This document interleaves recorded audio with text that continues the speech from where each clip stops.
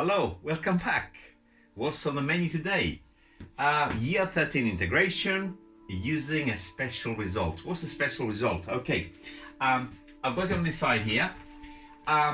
When we have an integral where we have a rational function where the bottom differentiates to the top, so the denominator just happens to be differentiating to the numerator, then the answer is always the log of your denominator. Very, very important, comes up very often, and we need to spot it when it occurs. Before I do some examples, I'm going to actually prove this result. It's actually very easy to prove. I don't think it's examinable, but I will do it anyway. So let's start with this particular integral on the top right. So f dash of x over f of x dx. And we want to integrate it. What's the method of integration for something like this? It's just like, what's f of x and what's f dash of x? Let's try substitution. So let's open up a little space here. And normally with substitutions, I tend to call u the denominator. So let's call u is equal to f of x. Nothing unusual so far. Differentiate it straight away because I want an expression for my dx. So du by dx is equal to, well, that differentiates quite clearly to f dash of x. And the next step is, of course, to make dx the subject. So dx will come to the other side, and I'm going to get du over f dash of x. Let's go back to our integral and see what happens. Integral sign. There's still my f dash of x. And I call this u. And my dx is du over f dash of x. And what an amazing thing that happens here. This disappears. So my integral reduces to one of the easiest in fact integrals to do, 1 over u du, which of course is equal to the log of mod of u plus c, where of course if we look up on the top, the u stands for f of x as log of mod of f of x plus c, and this is the result proven. It's very, very simple, and that is why it works. So the next thing is to actually apply it in some situations, because it's not as straightforward to actually apply, because we don't quite have the exact differential, but we can make it by just adjusting the constants a little bit. So let me just rub off this one as well. So I've got a few integrals. And by the way, I'm doing a lot of integration at the moment because I've started teaching again after quite a substantial break from teaching. So to help my students at the moment, because I've got a few year 13s, I've decided to, because I'm teaching integration, to just put a few videos for them so they can watch in the spare time. So this is very, very useful. So I've got a few integrals here. We're going to start looking at some of them that are based on this particular rule. The first one that I got up there, I can barely see, is, I'm going to move out of the way in a second, guys, x cubed over x to the 4 plus 2 dx. Okay. I've got a rational expression, a fraction in other words. The first thing we really need to do is to check, does by any chance bottom differentiate to the top? Because if that is the case, we are done practically. This differentiates to 4x cubed, that will disappear. I wish I had the 4 in there, no problem, we'll make the 4. Numbers we can always make. So there's my denominator, x to the 4 plus 2 dx, and on the top, this is what I had, and this is what I'm going to add. So I need a 4 here, and therefore to balance it I need a quarter at the front. And once this is done, now this is equal to the quarter that I pulled at the front, bottom differentiates to top, so that's log of your denominator. Actually I don't need mods here, and the reason I don't need mods, although you can leave it if you want, is because it's always positive, so I can use an ordinary bracket, x to the 4 plus 2 plus c. Done. Example number 2. Again, it should be straightforward. I've got x squared over 4 minus x cubed dx. Another rational expression. Looking at this denominator, 4 minus x cubed differentiates to minus 3x squared. The x squared is what matters, is there, and therefore this is also doable. I'm going to start with the denominator, 4 minus x cubed dx. This is what I've got at the moment, but I would dearly like to have a negative 3x squared on the top. I need to balance it. I need a minus to make the plus, and I need a third at the front, so that's still worth 1. And once this is done, the answer is always, that's the minus a third of course on the front, the log of my denominator, log mod 4 minus x cubed plus c. Question 2 done. Question 3. Integral of 4x over, I'll be moving out of the way, please bear with me, x squared minus 1 dx. So that's the integral. This, by the way, can be done by partial fractions. And I forgot to mention, do not panic if you cannot see these things straight away. You might see them sometimes, you might see some of them, you might miss others. All of this can be done by substitution. Substitution, very powerful method. It works with a lot of integrals. So each and every one I'm doing today on this lecture can be done by substitution. This can also be done by partial fractions, but it'll be quite tedious and unnecessary. So checking this, x squared minus 1 differentiates to 2x. I've got the x, it's doable. So integral, write the denominator, x squared minus 1 dx, and on the top I'm gonna put my 2x. Now because I've got more than what I need, which is the 4 that I have in there, all I need to do is to stick a 2 at the front. 2 times 2 is 4, and therefore my final answer for that will be 2 at the front of the integral, log of my denominator, which is log mod x squared minus 1 plus c. Question 3 done. So let's clear the board. So these are very, very quick. Once you spot them, and once you master this particular technique, it will save you a lot of work. When I was learning, I'm self-taught, so I was using a book at the time to go through examples. Definitely my book did not have a special mention for this particular technique. So practically each integral that I was attempting was done by substitution. So all modern textbooks that you're likely to be using in school these days will have this as a separate sort of section. So you're likely to have seen it. So 3x squared over 1 plus x cubed dx. Same technique, same idea. Okay, what does that differentiate to? 1 will disappear. 3x squared. I mean, this is laughable really, because there's nothing to do. It's actually the bottom is the exact, sorry, the top is the exact differential of the bottom. So this will be in fact the log of mod 1 plus x cubed plus c. Nothing else to write for this particular one. Example number 5. Now we're going to exponentials. 3 e to the 2x on the top over e to the 2x minus 1 dx. This is a little more challenging because the number on that 3 there is not very pleasant. So let's check first of all. This denominator differentiates to 2 e to the 2x. This will disappear. The e to the 2x is already on the numerator, so that's good news. So let's see how we're going to do this one. Start with your denominator, e to the e to the 2x minus 1. Let's omit this 3 for the time being. Put the e to the 2x, and really what we want to have there is actually a 2. But of course we have to make sure that these two things are equal, so we're required to be worth 3. The best way we can do this, I can actually write it on the outside or on the inside, whichever way you prefer.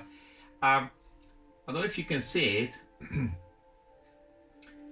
But if we put a 3 over 2, I'm going to put it here first of all. Actually, I'm going to write it from the front to actually see what I'm doing.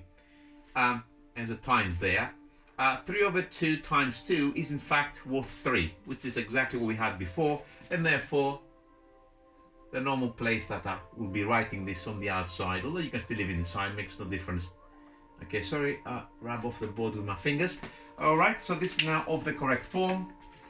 F of x and f dash of x on the top, 3 over 2, the coefficient in front of the integral, log of mod e to the 2x minus 1 plus c.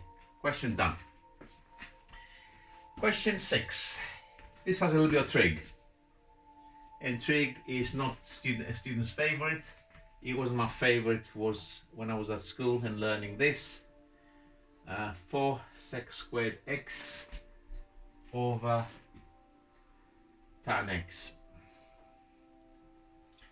dx. Where do we go with this particular one? Tan and sec squared. Yes, this is the differential of the tan. Tan in fact differentiates to exactly sec squared. I don't know if I want to put an extra line for this one, but let me just do it. Tan differentiates to the sec squared of exactly the same argument. And this 4, if you prefer, you can write it on the outside. Not that you have to. You should be able to see it even if you're just leaving the constants on the inside of the integral. So dx is equal to 4 log of mod tan x plus c. And the question is done. Nothing else to write for this particular one.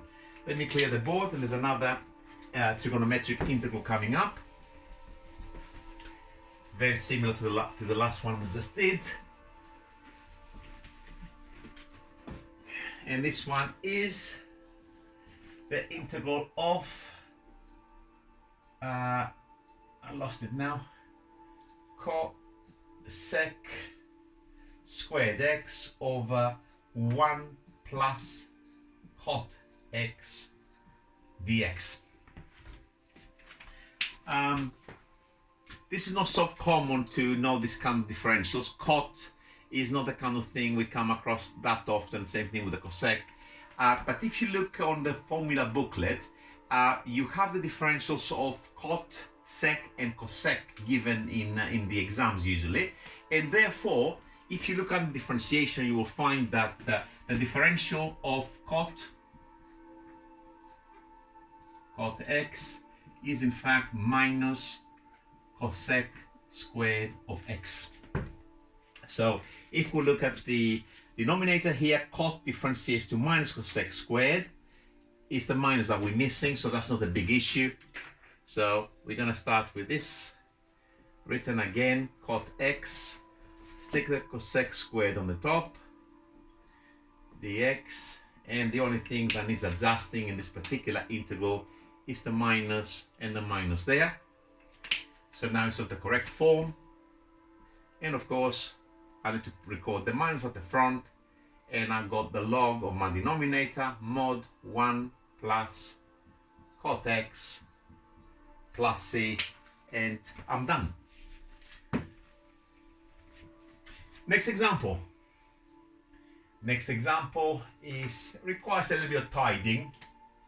So this is an x over 9x squared plus 1 dx. I'm going to get out of the way so we can see it. Definitely no partial fractions for this because this is irreducible, but 9x squared plus 1 differentiates to 18x. The x is there, so it's doable. So integral sign, 9x squared plus 1, my x, my dx, and my adjustments coming up. I need 18 on the numerator because of the differential, and to balance it I need 1 over 18 at the front. And now this is done. 1 over 18 log of my denominator. Again, this is always positive, I don't need mods, but you can put them, you will not be penalized for something like that in an exam. It's all good. Plus C. So that was the example number 8 or something. There's 2 more. I'm going to miss number 9 because number 9 is actually quite straightforward. It's not that difficult. It's very similar to number 3. So I don't even know why I put it there. So we're going to go to number 10. Number 10 is a little bit tough because it might involve some facts, some differentiation, which you might not have yet seen. It depends on what order your book teaches things and what order your teacher chose to do it.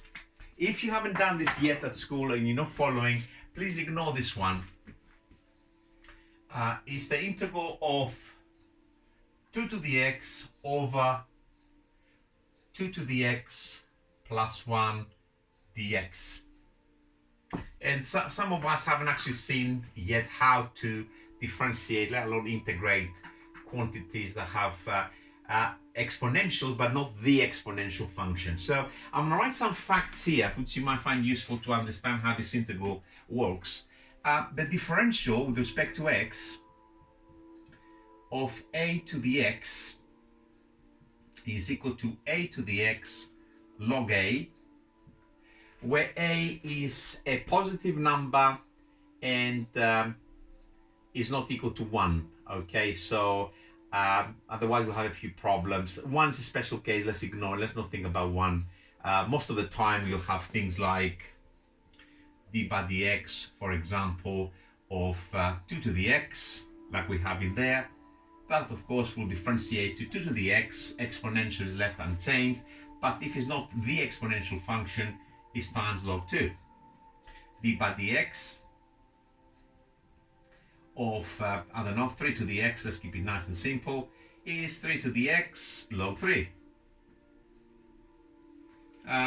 This one is just to make sure we're following. What happens if it's a little bit more complicated than this? Let's say we have 5 to the power of x squared. What happens here now? Okay, you still have to use the chain rule as per normal, so this will again follow the rule that we just wrote up here. So it's going to be 5 to the x squared times the log of 5, but now we have the chain, which is times the 2x from the differentiation of x squared, and so on. So let's leave this for reference on the side, and let's look at our integral here. If we look at this denominator now, the 1, okay, we can forget it, it will differentiate to 0, but 2 to the x, which I wrote it here, differentiates to 2 to the x log 2. And the log of 2, let's not forget, it's just a constant, just a number.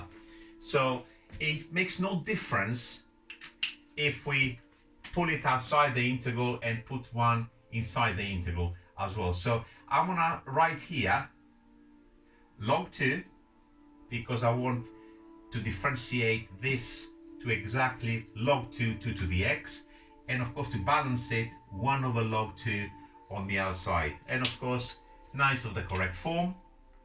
And the answer to this particular integral would be 1 over log 2, that's the constant on the other side, log of our denominator, again I don't need brackets for this one, no brackets, mods I meant, 2 to the x plus 1, because that's always positive, plus c, and this is done. So as far as this rule is concerned, please look for it. It's actually very, very useful. Sometimes you might miss it, but most of the time, whenever you have fractional integrands, please look for it, because it does simplify your work. And mathematics are about being efficient rather than being sort of like tediously long. Okay, I'm done with this these questions there to actually see how this rule works. But I'm going to do a couple of more examples. These are the sort of special cases which concern certain trigonometric integrals. Like for example, the tan of x, when we integrate it, this is in your formula booklet, by the way.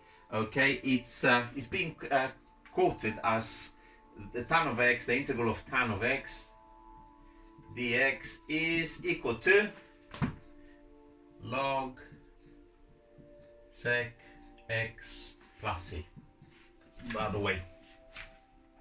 Okay, it's done based, we can do it by substitution, of course, as per normal, but we can actually use the special result. Let's have a look at it.